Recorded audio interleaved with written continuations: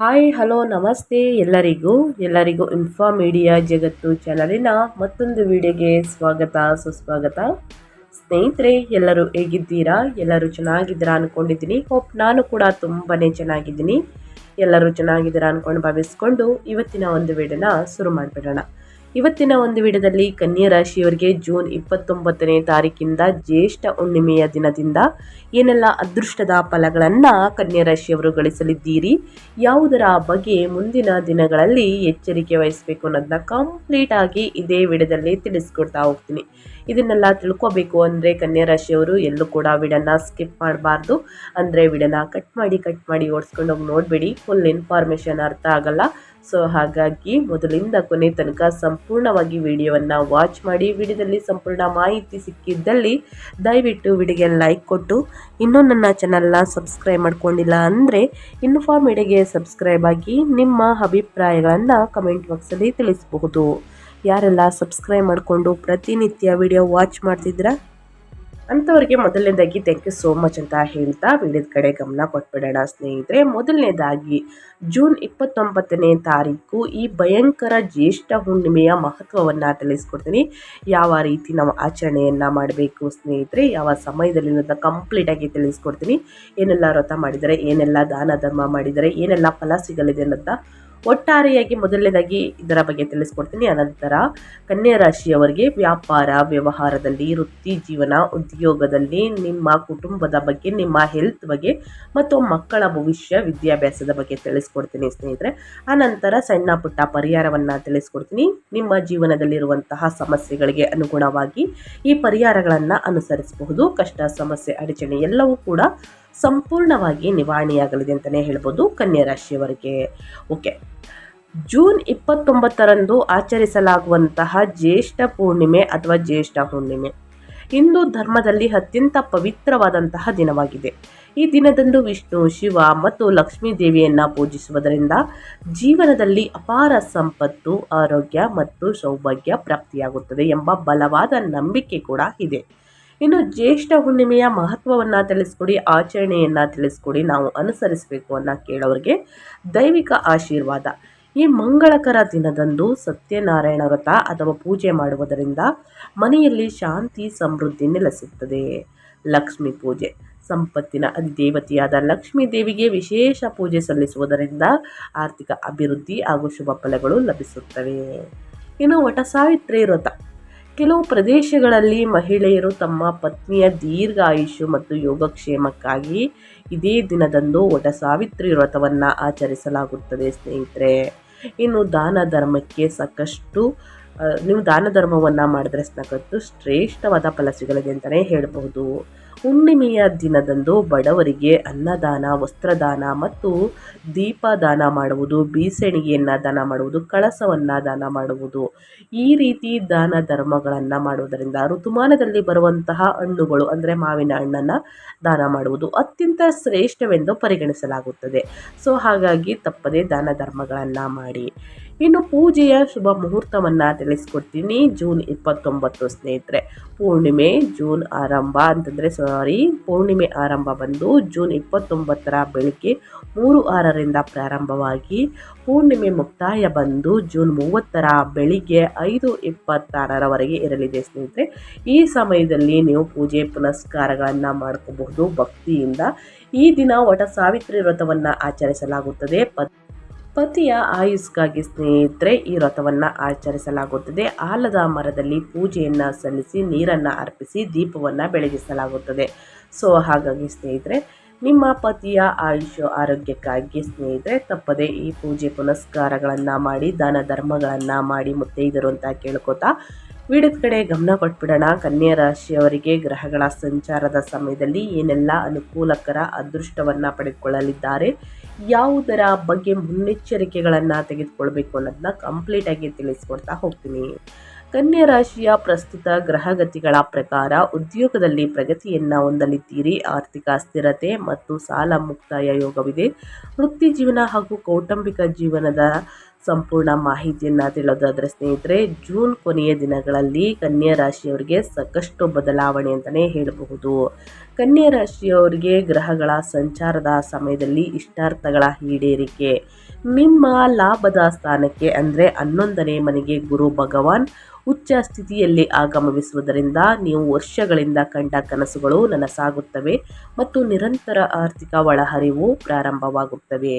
8ನೇ ಮನೆಯ ದೋಷ ನಿವಾರಣೆ, ಜೂನ್ 21ರಂದು ಮಂಗಳನು ನಿಮ್ಮ 8ನೇ ಮನೆಯಿಂದ ನಿರ್ಗಮಿಸುವುದು ಒಂದು ಸಂಜೀವಿನಿಯಂತೆ ಕೆಲಸ ಮಾಡುತ್ತದೆ.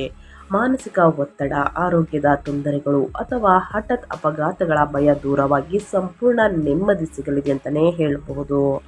ಇನ್ನು ವೃತ್ತಿ ಜೀವನದ ಉತ್ತುಂಗ, ಜೂನ್ ಕೊನೆಯ ದಿನಗಳಲ್ಲಿ ನಿಮ್ಮ 10ನೇ ಮನೆಯಾದ ಕರ್ಮದ ಸ್ಥಾನಕ್ಕೆ ಸೂರ್ಯನ ಸಂಚಾರವು ಕೆಲಸದ ಸ್ಥಳದಲ್ಲಿ ನಿಮಗೆ ಸಾಟಿ ಇಲ್ಲದ ಅಧಿಕಾರವನ್ನು ನೀಡುತ್ತದೆ. ಮೇಲಧಿಕಾರಿಗಳ ಬೆಂಬಲದೊಂದಿಗೆ ಬಡ್ತಿಯ ಹಾದಿ ಸುಗಮಗೊಳ್ಳುತ್ತದೆ ಅಂತಲೇ ಹೇಳಬಹುದು. ಒಟ್ಟಾರೆಯಾಗಿ ಏನೆಲ್ಲ ಬದಲಾವಣೆಯನ್ನು ನೋಡಲಿದ್ದೀರಿ ಅಂತ ಕಂಪ್ಲೀಟ್ ಆಗಿ ತಿಳಿಸ್ಕೊಡೋದಾದರೆ, ಪರಭವ ನಾಮ ಸಂವತ್ಸರದ ಜೂನ್ 29 ಸ್ನೇಹಿತರೆ 2026ನೇ ವರ್ಷದಲ್ಲಿ ಜೂನ್ ತಿಂಗಳಲ್ಲಿ ಕನ್ಯಾ ರಾಶಿಯವರಿಗೆ ಜೀವನದ ಹೊಸ ಅದ್ಭುತ ಅಧ್ಯಯನವನ್ನು ತೆರೆಯುತ್ತದೆ. 8ನೇ ಮನೆಯಲ್ಲಿ ಮಂಗಳನ ಸಂಚಾರದಿಂದಾಗಿ ನೀವು ಎದುರಿಸಿದಂತಹ ದೈಹಿಕ ಯಾತನೆ ಮತ್ತು ಹಠಾತ್ ಕಿರಿಕಿರಿಗಳು ಈ ತಿಂಗಳು ಶಾಶ್ವತವಾಗಿ ಕೊನೆಗೊಳ್ಳುತ್ತವೆ. ಅತ್ಯಂತ ಪ್ರಮುಖವಾಗಿ ನಿಮ್ಮ ಕೌಟುಂಬಿಕ ಸುಖ ಮತ್ತು ಸಂಬಂಧಗಳ ಅಧಿಪತಿಯಾದಂತಹ ಗುರು ಭಗವಾನ್ ಜೂನ್ 29ರಂದು 11ನೇ ಮನೆಯಾದ ಲಾಭದ ಸ್ಥಾನದಲ್ಲಿ ಕರ್ಕಟಕಕ್ಕೆ ಉಚ್ಚ ಸ್ಥಿತಿಯನ್ನು ತಲುಪುತ್ತಾರೆ. ಇದು ಭವ್ಯವಾದಂತಹ ರಾಜಯೋಗವನ್ನು ಸೃಷ್ಟಿಸುತ್ತದೆ. ಇದರೊಂದಿಗೆ ನಿಮ್ಮ ವೃತ್ತಿ ಸ್ಥಾನದಲ್ಲಿ ಸೂರ್ಯನ ಉಪಸ್ಥಿತಿಯು ನಿಮ್ಮ ಉದ್ಯೋಗವನ್ನು ಸಂಪೂರ್ಣ ಉತ್ತುಂಗಕ್ಕೇರಿಸುತ್ತದೆ. ಗ್ರಹಗಳ ಸಂಪೂರ್ಣವಾಗಿ ನಿಮ್ಮ ಪರವಾಗಿ ಜೋಡಣೆಯಾಗಿರುವುದರಿಂದ ಈ ತಿಂಗಳ ಕೊನೆಯಲ್ಲಿ ನೀವು ಮುಟ್ಟಿದ್ದೆಲ್ಲ ಚಿನ್ನವಾಗುವಂತಹ ರೀತಿಯಲ್ಲಿ ಅದೃಷ್ಟ ಒಲಿಯಲಿದೆ ಅಂತಲೇ ಹೇಳಬಹುದು. ಒಟ್ಟಾರೆಯಾಗಿ ಹೇಳಬೇಕು ಅಂದರೆ ಸ್ನೇಹಿತರೆ, ಸಾಕಷ್ಟು ಬದಲಾವಣೆಯನ್ನು ನೋಡಲಿದ್ದೀರಿ. ಅದೇ ರೀತಿ ನಿಮ್ಮ ರಾಶಿಯ ಅಧಿಪತಿಯಾಗಿರುವಂತಹ ಬುಧ 1 ಮತ್ತು 10ನೇ ಮನೆಯ ಅಧಿಪತಿಯಾಗಿರುವ ಬುಧ 10ನೇ ಮನೆಯಿಂದ 11ನೇ ಮನೆಗೆ ಸ್ಥಳಾಂತರಗೊಂಡು ಸಂಚಾರವನ್ನು ಮಾಡುತ್ತಿದೆ. ಇದರ ಪ್ರಭಾವ ಹೇಗಿರಲಿದೆ ಕನ್ಯಾ ರಾಶಿಯವರಿಗೆ ಅನ್ನೋದಾದರೆ, ಜೂನ್ 29ರವರೆಗೆ ತನ್ನದೇ ಆದ ರಾಶಿಯಲ್ಲಿ 10ನೇ ಮನೆಯಲ್ಲಿ ಬಲವಾಗಿ ನಿಂತು ಅತ್ಯಂತ ಬುದ್ಧಿವಂತ ನಿರ್ಧಾರಗಳನ್ನು ನೀಡಲಿದ್ದಾರೆ. ಆನಂತರ ವಾಣಿಜ್ಯ ವಿಸ್ತರಣೆಗಾಗಿ 11ನೇ ಮನೆಗೆ ಸ್ಥಳಾಂತರಗೊಳ್ಳಲಿದ್ದಾರೆ ಸ್ನೇಹಿತರೆ. 11ನೇ ಮನೆಯಲ್ಲಿ ಪಾಲುದಾರಿಕೆಯಲ್ಲಿ ಅಳೆದು ತೂಗುವಂತಹ ವಿಧಾನ, ಸ್ಥಿರವಾದ ಸಂಬಂಧಗಳು ಮತ್ತು ದಿನನಿತ್ಯದ ಆರೋಗ್ಯ ತಪಾಸಣೆಯನ್ನು ಬಯಸುತ್ತದೆ. ಹಾಗಾಗಿ ಬಹಳಷ್ಟು ಎಚ್ಚರಿಕೆ ವಹಿಸಿ ನಿಮ್ಮ ಆರೋಗ್ಯ ಮತ್ತು ಚಾಲನೆಯ ಬಗ್ಗೆ ಎಚ್ಚರಿಕೆ ಬಯಸುತ್ತಾರೆ. ಅದೃಷ್ಟ ಮತ್ತು ದೈವಿಕ ಕೃಪೆ ಪ್ರಚೋದಿಸುತ್ತದೆ ಮುಂದಿನ ದಿನಗಳಲ್ಲಿ ಸ್ನೇಹಿತರೆ, ಭಯಪಡುವಂತಹ ಅವಶ್ಯಕತೆ ಇಲ್ಲ ಅಂತ ಹೇಳ್ತಾ, ಇನ್ನು ವೃತ್ತಿ ವ್ಯಾಪಾರ ವ್ಯವಹಾರದ ಬಗ್ಗೆ ಹೇಳೋದಾದರೆ, ಕನ್ಯಾ ರಾಶಿಯವರಿಗೆ ವೃತ್ತಿ ಜೀವನದಲ್ಲಿ ಈ ತಿಂಗಳು ವೃತ್ತಿ ಕ್ಷೇತ್ರದಲ್ಲಿ ಅಸಾಧಾರಣ ಮೈಲುಗಲ್ಲನ್ನು ಸೂಚಿಸುತ್ತದೆ. ನಿಮ್ಮ ರಾಶಿ ಮತ್ತು ಕರ್ಮಾಧಿಪತಿಯಾದ ಬುಧನು ಜೂನ್ ಕೊನೆಯ ದಿನಗಳಲ್ಲಿ 10ನೇ ಮನೆಯಾದ ವೃತ್ತಿ ಸ್ಥಾನದಲ್ಲಿ ತನ್ನದೇ ಆದ ರಾಶಿಯಲ್ಲಿ ಪ್ರಬಲ ಶಕ್ತಿಯನ್ನು ಕಾಯ್ದುಕೊಳ್ಳುತ್ತಾರೆ. ಈ ಅದ್ಭುತ ಗ್ರಹಗತಿಗೆ ಪೂರಕವಾಗಿ ಜೂನ್ ಕೊನೆಯ ದಿನಗಳು ಸೂರ್ಯನು ಸಹ ನಿಮ್ಮ 10ನೇ ಮನೆಗೆ ಪ್ರವೇಶಿಸುತ್ತಾರೆ. ಇದು ನಿಮ್ಮ ವೃತ್ತಿ ಜೀವನವನ್ನು ರಾಕೆಟ್ನ ವೇಗದಲ್ಲಿ ಮುಂದಕ್ಕೆ ಕೊಂಡೊಯ್ಯುತ್ತದೆ. ಕೆಲಸದ ಸ್ಥಳದಲ್ಲಿ ಸಂಪೂರ್ಣ ಕಾರ್ಯಾಚರಣೆಯು ನಿಮ್ಮ ನೇರ ಆಜ್ಞೆಯ ಅಡಿಯಲ್ಲಿ ನಡೆಯುತ್ತದೆ ಮತ್ತು ನಿಮ್ಮ ನಾಯಕತ್ವದ ಗುಣಗಳಿಂದ ಮೇಲಧಿಕಾರಿಗಳು ಹೆಚ್ಚು ಪ್ರಭಾವಿತರಾಗುತ್ತಾರೆ ಅಂತಲೇ ಹೇಳಬಹುದು. ಇನ್ನು ಸಾರ್ವಜನಿಕ ಇಲಾಖೆಗಳಲ್ಲಿ ಅಥವಾ ಕಾರ್ಪೊರೇಟ್ ನಾಯಕತ್ವದ ಪಾತ್ರಗಳಲ್ಲಿ ಕಾರ್ಯನಿರ್ವಹಿಸುತ್ತಿರುವವರು ಅಚಲವಾದಂತಹ ಪ್ರತಿಷ್ಠೆ ಮತ್ತು ಕಾರ್ಯನಿರ್ವಾಹಕ ಅಧಿಕಾರವನ್ನು ಪಡೆಯಲಿದ್ದಾರೆ. 11ನೇ ಮನೆಯಾದಂಥ ಲಾಭದ ಮನೆ ಅಂದರೆ ಲಾಭದ ಸ್ಥಾನದಲ್ಲಿರುವ ಉಚ್ಚ ಗುರುವಿನ ಕೃಪೆಯಿಂದ ನೀವು ಆಡಳಿತಾತ್ಮಕ ಮೇಲಧಿಕಾರಿಗಳ ಸಂಪೂರ್ಣ ಬೆಂಬಲವನ್ನು ಆನಂದಿಸಿದಿರಿ ಸ್ನೇಹಿತರೆ. ದೀರ್ಘಕಾಲದಿಂದ ಬಾಕಿ ಉಳಿದಿರುವಂತಹ ಯಾವುದೇ ಬಡ್ತಿ ಅಥವಾ ಕಾರ್ಪೊರೇಟ್ ಪ್ರಗತಿಗಳು ಈ ತಿಂಗಳು ಯಶಸ್ವಿಯಾಗಿ ಕೈಗೂಡುತ್ತವೆ. ಒಟ್ಟಾರೆಯಾಗಿ ವೃತ್ತಿ ಜೀವನದಲ್ಲಿ ಏನೆಲ್ಲ ಬದಲಾವಣೆಯನ್ನು ನೋಡಲಿದ್ದೀರಿ ಅಂತ ಕಂಪ್ಲೀಟ್ ಆಗಿ ತಿಳಿಸ್ಕೊಟ್ಟಿದ್ದೀನಿ ಕನ್ಯಾ ರಾಶಿಯವರಿಗೆ. ನಿಮ್ಮ ಕುಟುಂಬ ಮತ್ತು ವೈಯಕ್ತಿಕ ಸಂಬಂಧಗಳ ಬಗ್ಗೆ ಹೇಳೋದಾದರೆ, ಏನೆಲ್ಲ ಬದಲಾವಣೆಯನ್ನು ನೋಡಲಿದ್ದೀರಿ ಅಂದರೆ, ಕೌಟುಂಬಿಕ ಜೀವನವು ಒಂದು ದೊಡ್ಡ ಹಬ್ಬದಂತೆ ಕಾಣುವುದು ಖಚಿತ. ನಿಮ್ಮ 11ನೇ ಮನೆಯಲ್ಲಿ ಉಚ್ಚ ಗುರು ಮತ್ತು ಶುಕ್ರರ ಆನಂದಕರ ಸಂಯೋಜನೆಯು ನಿಮ್ಮ ಮನೆಯಲ್ಲಿ ಮಂಗಳಕರ ಮತ್ತು ಸಂತೋಷದಾಯಕ ಸಮಾರಂಭವೊಂದು ನಡೆಯುವುದನ್ನು ಸೂಚಿಸುತ್ತದೆ. ಹಿರಿಯರ ಆಶೀರ್ವಾದವು ನಿಮಗೆ ಬಲವಾದಂತಹ ಗುರಾಣಿಯಾಗಿ ಕಾರ್ಯನಿರ್ವಹಿಸುತ್ತದೆ ಸ್ನೇಹಿತರೆ. ಅದೇ ರೀತಿ ವಿಶ್ವಾರ್ಹ ಸ್ನೇಹಿತರು ಮತ್ತು ಒಡ ಹುಟ್ಟಿದವರಿಂದ ನೀವು ಅತ್ಯುತ್ತಮ ಬೆಂಬಲವನ್ನು ಪಡೆಯಲಿದ್ದೀರಿ. ಮನೆಯಲ್ಲಿ ಅಡಚಣೆಗಳಿಂದ ನಿಂತು ಹೋಗಿದ್ದಂತಹ ಶುಭ ಕಾರ್ಯಗಳು ಮತ್ತೆ ಪ್ರಾರಂಭಗೊಳ್ಳಲಿದೆ. ಅದೇ ರೀತಿ ನಿಮ್ಮ 7ನೇ ಮನೆಯಲ್ಲಿ ಶನಿಯ ಸಂಚಾರವಿದ್ದರೂ ಸ್ನೇಹಿತರೆ, ವಿವಾಹ ಸಂಬಂಧಗಳನ್ನು ಹುಡುಕುತ್ತಿರುವವರು 11ನೇ ಮನೆಯಲ್ಲಿರುವ ಗುರು ಮತ್ತು ಶುಕ್ರರ ಸಂಯೋಜಿತ ಕೃಪೆಯಿಂದಾಗಿ ಈ ತಿಂಗಳು ಅದ್ಭುತವಾದಂತಹ ಸಂಬಂಧಗಳನ್ನು ಅಂತಿಮಗೊಳಿಸುವರು. ಸಂಗಾತಿಯೊಂದಿಗಿನ ಸಣ್ಣ ಪುಟ್ಟ ತಪ್ಪು ಗ್ರಹಿಕೆಗಳು ನಿವಾರಣೆಯಾಗಿ ನಿಮ್ಮ ವೈಯಕ್ತಿಕ ಬಾಂಧವ್ಯವು ಗಮನಾರ್ಹವಾಗಿ ಬಲಗೊಳ್ಳಲಿದೆ. ಒಟ್ಟಾರೆಯಾಗಿ ಹೇಳಬೇಕು ಅಂದರೆ ಕುಟುಂಬ ಜೀವನದಲ್ಲಿ ಏನೆಲ್ಲ ಬದಲಾವಣೆಯನ್ನು ನೋಡಲಿದ್ದೀರಿ, ಯಾವುದರ ಬಗ್ಗೆ ಕನ್ಯಾ ರಾಶಿಯವರು ಎಚ್ಚರಿಕೆ ವಹಿಸಬೇಕು ಅನ್ನೋದನ್ನ ಕಂಪ್ಲೀಟಾಗಿ ತಿಳಿಸ್ಕೊಟ್ಟಿದ್ದೀನಿ ಸ್ನೇಹಿತರೆ. ಇನ್ನು ವಿದ್ಯಾರ್ಥಿಗಳ ಬಗ್ಗೆ ಹೇಳೋದಾದರೆ ಅವರ ವಿದ್ಯಾಭ್ಯಾಸದಲ್ಲಿ ಏನೆಲ್ಲ ಬದಲಾವಣೆಗಳನ್ನು ಗ್ರಹಗಳು ಸೂಚಿಸಲಿದೆ, ಯಾವುದರ ಬಗ್ಗೆ ಮುನ್ನೆಚ್ಚರಿಕೆಗಳನ್ನು ತೆಗೆದುಕೊಳ್ಬೇಕು ಅನ್ನೋದಾದರೆ, ನಿಮ್ಮ ರಾಶಿಯ ಮತ್ತು ವಿದ್ಯಾಧಿಪತಿಯಾದ ಬುಧನು 11ನೇ ಮನೆಯಲ್ಲಿ ಪ್ರಬಲವಾಗಿ ನೆಲೆಸಿರುವುದು ಲಾಭದ ಸ್ಥಾನದಲ್ಲಿ ಉಚ್ಚ ಗುರುವಿನೊಂದಿಗೆ ಸೇರಿಕೊಂಡು ವಿದ್ಯಾರ್ಥಿಗಳಿಗೆ ಅದ್ಭುತವಾದ ಘಟ್ಟವನ್ನು ನೀಡುತ್ತದೆ. ವಿಶೇಷ ಸಂಶೋಧನೆ, ಮಾಹಿತಿ ತಂತ್ರಜ್ಞಾನ, ಐಟಿ ಮತ್ತು ಫೈನಾನ್ಸಿಯಲ್ ಅನಾಲಿಟಿಕ್ಸ್ನಲ್ಲಿ ತೊಡಗಿರುವಂತಹ ವಿದ್ವಾಂಸರು ರಾಷ್ಟ್ರೀಯ ಮತ್ತು ಅಂತಾರಾಷ್ಟ್ರೀಯ ಮನ್ನಣೆಯನ್ನು ಪಡೆಯುತ್ತಾರೆ. ವಿಶ್ವವಿದ್ಯಾಲಯದ ಪ್ರವೇಶಕ್ಕಾಗಿ ಕಾಯುತ್ತಿರುವಂತಹ ಪ್ರತಿಷ್ಠಿತ ಸಂಸ್ಥೆಗಳಲ್ಲಿ ಯಶಸ್ವಿಯಾಗಿ ಸ್ನೇಹಿತರೆ ಸೀಟುಗಳನ್ನು ಪಡೆದುಕೊಳ್ಳಲಿದ್ದೀರಿ ಅಂತಲೇ ಹೇಳಬಹುದು ಕನ್ಯಾ ರಾಶಿಯ ವಿದ್ಯಾರ್ಥಿಗಳು. ಇನ್ನು ಸಾಮಾನ್ಯ ವಿದ್ಯಾರ್ಥಿಗಳು ಪ್ರತಿದಿನ ಅಧ್ಯಯನದ ಕಡೆ ಗಮನ ಕೊಟ್ಟಿದ್ದಲ್ಲಿ ಉನ್ನತ ಫಲಿತಾಂಶವನ್ನು ಖಂಡಿತವಾಗಿಯೂ ಗಳಿಸಲಿದ್ದೀರಿ. ಶ್ರಮಪಟ್ಟು ಅಧ್ಯಯನದ ಕಡೆ ಗಮನ ಕೊಡಿ ಸ್ನೇಹಿತರೆ, ಉನ್ನತ ಫಲಿತಾಂಶವನ್ನು ನೋಡಲಿದ್ದೀರಿ ಅಂತ ಹೇಳ್ತಾ, ಇನ್ನು ಮುಂದಿನದಾಗಿ ಹೇಳೋದಾದರೆ ಕನ್ಯಾ ರಾಶಿಯವರಿಗೆ ಅವರ ಹೆಲ್ತ್ ಬಗ್ಗೆ, ಅವರ ಆರೋಗ್ಯದಲ್ಲಿ ಏನೆಲ್ಲ ಬದಲಾವಣೆಗಳು ಕಂಡುಬರಬಹುದು, ಯಾವುದರ ಬಗ್ಗೆ ಮುನ್ನೆಚ್ಚರಿಕೆಗಳನ್ನು ತೆಗೆದುಕೊಳ್ಬೇಕು ಅನ್ನೋದಾದರೆ, ಇತ್ತೀಚಿನ ದಿನಗಳಲ್ಲಿ ನಿಮ್ಮನ್ನು ಕಾಡುತ್ತಿದ್ದಂತಹ ದಿನನಿತ್ಯದ ಆರೋಗ್ಯದ ಆತಂಕಗಳು ಜೂನ್ ಕೊನೆಯ ದಿನಗಳಲ್ಲಿ ಮಂಗಳನು ನಿಮ್ಮ 8ನೇ ಮನೆಯಿಂದ ನಿರ್ಗಮಿಸಿದಾಗ ಸಂಪೂರ್ಣವಾಗಿ ದೂರವಾಗುತ್ತವೆ. ವಾಹನ ಚಾಲನೆಯ ಭಯ, ಕೋಪದಲ್ಲಿನ ಹಠಾತ್ತೇರಿಕೆ ಮತ್ತು ಹೊಟ್ಟೆಗೆ ಸಂಬಂಧಿಸಿದ ಅಸ್ವಸ್ಥತೆಗಳು ತಿಂಗಳ ಅಂತ್ಯದ ವೇಳೆಗೆ ಸಂಪೂರ್ಣವಾಗಿ ಮರೆಯಾಗುತ್ತವೆ. ಲಾಭದ ಸ್ಥಾನದಲ್ಲಿರುವ ಉಚ್ಚ ಗುರುವು ನಿಮ್ಮ 3ನೇ ಮನೆ ಮತ್ತು 5ನೇ ಮನೆ, 7ನೇ ಮನೆಗಳ ಮೇಲೆ ತನ್ನ ಶುಭದೃಷ್ಟಿಯನ್ನು ಬೀರುವುದರಿಂದ ನಿಮ್ಮ ಪ್ರಮುಖ ಶಕ್ತಿಯು ಪ್ರಬಲವಾದಂತಹ ಉತ್ತೇಜನವನ್ನು ಪಡೆಯುತ್ತದೆ. ನವೀಕೃತ ಮಾನಸಿಕ ಉತ್ಸಾಹದೊಂದಿಗೆ ನಿಮ್ಮ ಕಣ್ಣುಗಳಲ್ಲಿ ರೋಮಾಂಚಕ ಹೊಳಪು ಪ್ರಕಟವಾಗುತ್ತದೆ. ಜೂನ್ ಕೊನೆಯ ದಿನಗಳಲ್ಲಿ ಮಾತ್ರ ಚಾಲನೆ ಮಾಡುವಾಗ, ವಿದ್ಯುತ್ ಉಪಕರಣಗಳನ್ನು ನಿರ್ವಹಿಸುವಾಗ ಸಾಮಾನ್ಯ ಎಚ್ಚರಿಕೆಯನ್ನು ಅಭ್ಯಾಸ ಮಾಡಿ ಸ್ನೇಹಿತರೆ. ಸಣ್ಣ ಪುಟ್ಟ ಗಾಯಗಳನ್ನು ಗ್ರಹಗಳು ಸೂಚಿಸುತ್ತಿದೆ. ಸೊ ಹಾಗಾಗಿ ಬಹಳಷ್ಟು ಎಚ್ಚರಿಕೆ ವಹಿಸಿ. ಹುಣ್ಣಿಮೆ ಮತ್ತು ಅಮಾವಾಸ್ಯೆಯ ಸಮಯದಲ್ಲಿ ಸ್ನೇಹಿತರೆ ಅನಿವಾರ್ಯ ಇದ್ದರೆ ಮಾತ್ರ ಚಾಲನೆ ಮಾಡಿ, ಇಲ್ಲ ತಡರಾತ್ರಿಯಲ್ಲಿ ವಾಹನವನ್ನು ಚಾಲನೆ ಮಾಡಬೇಡಿ. ಇನ್ನು ಹಣಕಾಸಿನ ಬಗ್ಗೆ ಹೇಳೋದಾದರೆ ಕನ್ಯಾ ರಾಶಿಯವರಿಗೆ ಏನೆಲ್ಲ ಬದಲಾವಣೆಗಳು ಕಂಡು ಬರಬಹುದು, ಯಾವುದರ ಬಗ್ಗೆ ಎಚ್ಚರಿಕೆ ವಹಿಸಬೇಕು ಅಂದರೆ, ಆರ್ಥಿಕ ಸ್ಥಿರತೆ ಮತ್ತು ಭೌತಿಕ ಸಮೃದ್ಧಿಯು ಈ ತಿಂಗಳು ಪ್ರಮುಖ ಅಂಶಗಳಾಗಿವೆ. ನಿಮ್ಮ 11ನೇ ಮನೆಯಲ್ಲಿ ರೂಪುಗೊಳ್ಳುತ್ತಿರುವಂತಹ ಭವ್ಯವಾದಂತಹ ಗ್ರಹಗಳ ಸಂಯೋಜನೆ, ಈ 3 ಗ್ರಹಗಳು ಅಂದರೆ ಗುರು, ಶುಕ್ರ, ಬುಧ ಸಂಪತ್ತಿನ ಅಸಾಧಾರಣ ಮೂಲಗಳನ್ನು ತೆರೆಯುತ್ತದೆ. ರಿಯಲ್ ಎಸ್ಟೇಟ್ ಅಥವಾ ಇತರ ಬಂಡವಾಳಗಳಲ್ಲಿ ಹಿಂದೆ ನಿಂತಿದ್ದ, ಅಂದರೆ ನೀವು ಹಿಂದೆ ಮಾಡಿದ್ದ ಹೂಡಿಕೆಗಳು ಈಗ ಲಾಭದಾಯಕ ಆದಾಯವನ್ನು ನೀಡುತ್ತವೆ. ದೀರ್ಘಕಾಲದಿಂದ ಸಿಲುಕಿಕೊಂಡಿದ್ದಂತಹ ಆರ್ಥಿಕ ಬಾಕಿಗಳನ್ನು ಯಶಸ್ವಿಯಾಗಿ ವಸೂಲಿ ಮಾಡುವುದು. ಜೂನ್ ಕೊನೆಯ ದಿನಗಳಲ್ಲಿ ಸೂರ್ಯನು ನಿಮ್ಮ 8ನೇ ಮನೆಯಲ್ಲಿರುವುದು ಪೂರ್ವಜರ ಆಸ್ತಿಗಳ ಮೂಲಕ ಅಥವಾ ಸರ್ಕಾರದಿಂದ ಮಂಜೂರಾದ ಕೆಲಸಗಳ ಮೂಲಕ ಆರ್ಥಿಕವಾಗಿ ಲಾಭವನ್ನು ಪಡೆಯಲಿದ್ದೀರಿ.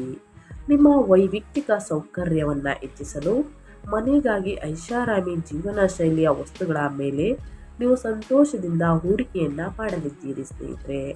ಎಷ್ಟು ಶ್ರಮಪಟ್ಟು ಕೆಲಸವನ್ನು ಮಾಡ್ತೀರಾ ಅಷ್ಟು ಉನ್ನತ ಫಲಿತಾಂಶವನ್ನು ಖಂಡಿತವಾಗಿಯೂ ಗಳಿಸಲಿದ್ದೀರಿ. ಇನ್ನು ಅದೇ ರೀತಿ ವ್ಯಾಪಾರ ವ್ಯವಹಾರಸ್ಥರಿಗೆ, ಸ್ವಯಂ ಉದ್ಯೋಗದವರಿಗೆ ಏನೆಲ್ಲ ಬದಲಾವಣೆಗಳು ಕಂಡು ಬರಬಹುದು ಕನ್ಯಾ ರಾಶಿಯ ವ್ಯಕ್ತಿಗಳಿಗೆ ಅನ್ನೋದಾದರೆ, ಸ್ವತಂತ್ರ ವ್ಯಾಪಾರಸ್ಥರಿಗೆ ಈ ತಿಂಗಳು ಅತ್ಯುತ್ತಮ ಸಂಪತ್ತು ಮತ್ತು ಸಮೃದ್ಧಿಯ ಭರವಸೆಯನ್ನು ನೀಡುತ್ತದೆ.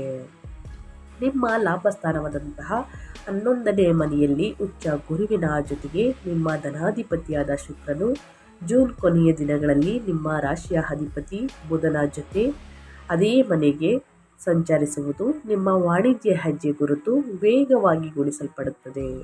ಹೊಸ ಶಾಖೆಗಳನ್ನು ಸ್ಥಾಪಿಸಲು ಅಥವಾ ಹೊಸ ಕ್ಷೇತ್ರಗಳಿಗೆ ವೈವಿಧ್ಯಮಯಗೊಳಿಸಲು ಇದು ನಿರ್ದಿಷ್ಟವಾದಂತಹ ಕಾಲಾವಧಿಯಾಗಿದೆ ಸ್ನೇಹಿತರೆ.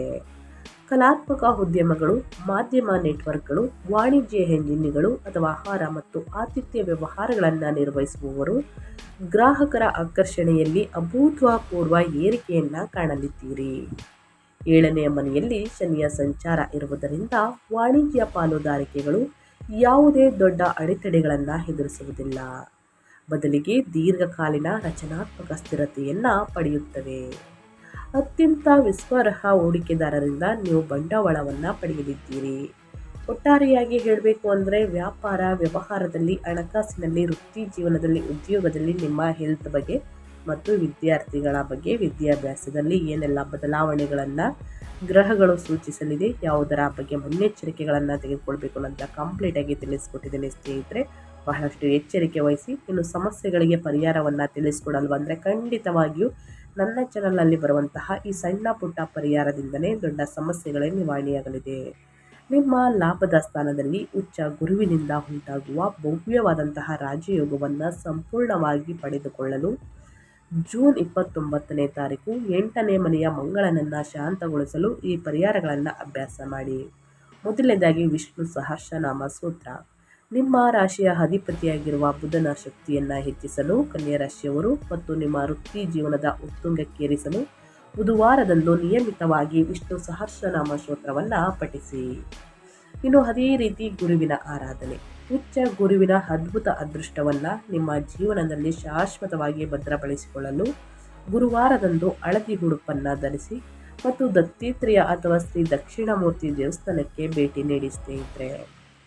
ಅದೇ ರೀತಿ ಕುಜ ದೋಷ ಅಂದರೆ ಮಂಗಳನ ದೋಷವನ್ನು ಶಾಂತಿ ಮಾಡಲು ಸ್ನೇಹಿತರೆ, ಮಂಗಳವಾರ 21ನೇ ತಾರೀಕು ಸ್ನೇಹಿತರೆ ಮಂಗಳನ ಸ್ಥಾನ ಬದಲಾಯಿಸಲಿದೆ. ಸಣ್ಣ ಪುಟ್ಟ ಆರೋಗ್ಯದಲ್ಲಿ ಏರುಪೇರುಗಳು ಕಂಡುಬರಬಹುದು. ಆನಂತರನೂ ಕೂಡ ಹುಣ್ಣಿಮೆ ಬರುವ ಕಾರಣ ಈ ಪರಿಹಾರವನ್ನು ಅನುಸರಿಸಿ ಚಾಲನೆ ಅಡೆತಡೆಗಳಿಂದ ರಕ್ಷಿಸಿಕೊಳ್ಳಲು ಮಂಗಳವಾರದಂದು ಸುಬ್ರಹ್ಮಣ್ಯ ಸ್ವಾಮಿಯನ್ನು ಕೆಂಪು ಹೂಗಳಿಂದ ಪೂಜೆಯನ್ನು ಸಲ್ಲಿಸಿ ಕೆಂಪು ಮೊಸರುಬೇಳೆಯನ್ನು ದಾನ ಮಾಡಿ ಆದಷ್ಟು ಬಡವರಿಗೆ ನಿರ್ಗತಿಕರಿಗೆ ದಾನ ಮಾಡುವುದು ಒಳಿತು. ಈ 3 ಪರಿಹಾರವನ್ನು ಕನ್ಯಾ ರಾಶಿಯವರು ತಪ್ಪದೇ ಮಾಡಬೇಕಾಗುತ್ತದೆ. ಮಾಡಿ ಅಂತ ಹೇಳ್ತಾ ನಾನು ವಿಡಿಯೋವನ್ನು ಎಂಡ್ ಮಾಡ್ತಾ ಇದ್ದೀನಿ. ಇವತ್ತಿನ ಒಂದು ವಿಡಿಯೋದಲ್ಲಿ ಕನ್ಯಾ ರಾಶಿಯವರಿಗೆ ಸಂಪೂರ್ಣ ಮಾಹಿತಿ ಸಿಕ್ಕಿದ್ದಲ್ಲಿ, ಈ ವಿಡಿಯೋ ಯೂಸ್ಫುಲ್ ಅನಿಸಿದ್ದಲ್ಲಿ ದಯವಿಟ್ಟು ವಿಡಿಯೋಗೆ ಲೈಕ್ ಮಾಡೋದನ್ನ ಮರ್ತಿದ್ರೆ ಲೈಕ್ ಮಾಡಿ. ಇನ್ನೂ ನನ್ನ ಚಾನಲ್ನ ಸಬ್ಸ್ಕ್ರೈಬ್ ಮಾಡ್ಕೊಂಡಿಲ್ಲ ಅಂದರೆ ಸ್ನೇಹಿತರೆ ಇನ್ಫಾರ್ಮಿಡಿಗೆ ಸಬ್ಸ್ಕ್ರೈಬ್ ಆಗಿ ನಿಮ್ಮ ಅಭಿಪ್ರಾಯಗಳನ್ನು ಕಮೆಂಟ್ ಬಾಕ್ಸಲ್ಲಿ ತಿಳಿಸಬಹುದು. ಯಾರೆಲ್ಲ ಸಬ್ಸ್ಕ್ರೈಬ್ ಮಾಡಿಕೊಂಡು ಪ್ರತಿನಿತ್ಯ ವಿಡಿಯೋ ವಾಚ್ ಮಾಡ್ತಿದ್ದೀರಾ ಅಂಥವರಿಗೆ ಥ್ಯಾಂಕ್ ಯು ಸೋ ಮಚ್ ಅಂತ ಹೇಳ್ತಾ, ನಿಮಗೂ ಮತ್ತು ನಿಮ್ಮ ಕುಟುಂಬಕ್ಕೆ ತುಂಬಾ ಒಳ್ಳೆಯದಾಗಲಿ ಅಂತ ಕೇಳ್ಕೊತಾ ಮತ್ತೊಂದು ವಿಡಿಯೋ ಜೊತೆ ಮತ್ತೊಂದು ಹೊಸ ಭವಿಷ್ಯದಲ್ಲಿ ಸಿಗ್ತೀನಿ. Thank you for watching.